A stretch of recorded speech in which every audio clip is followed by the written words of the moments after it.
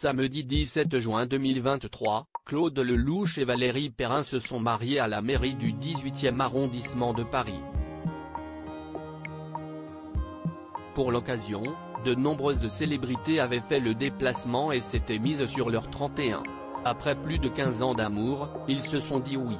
Samedi 17 juin 2023, Claude Lelouch a épousé Valérie Perrin à la mairie du 18e arrondissement de Paris.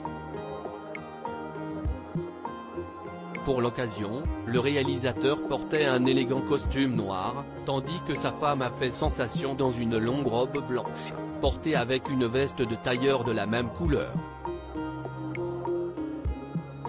Parmi les invités se trouvaient des amis du couple, dont de nombreux acteurs ayant participé à des films du célèbre réalisateur.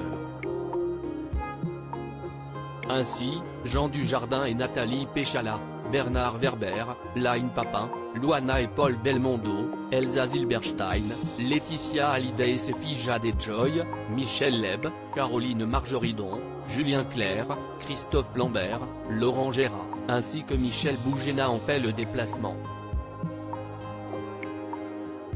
Amoureux, Claude Lelouch ne manque jamais une occasion de parler de sa femme dans les médias.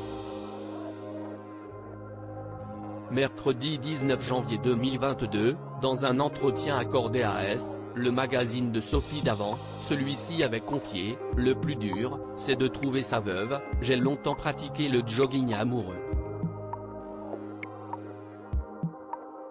Trouver celle qui court au bout avec vous, c'est une autre histoire. Oui, j'ai trouvé la femme de ma vie.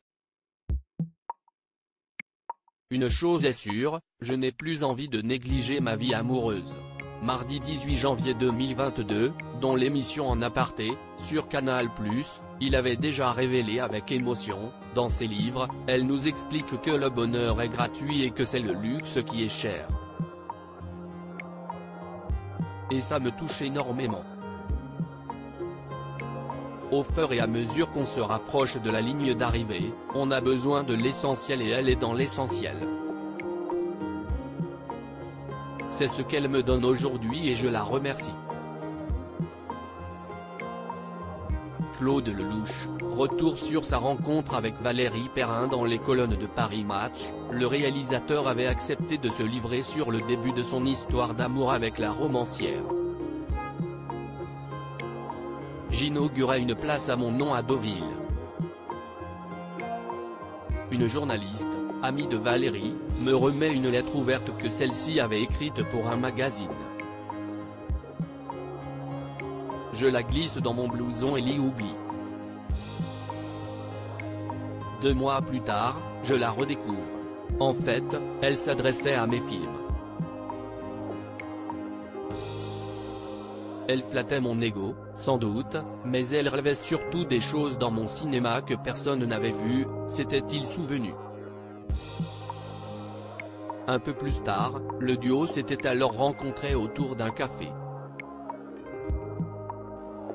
Valérie Perrin avait analysé à propos de leur histoire, « Notre ciment, c'est de n'avoir jamais été une prison l'un pour l'autre.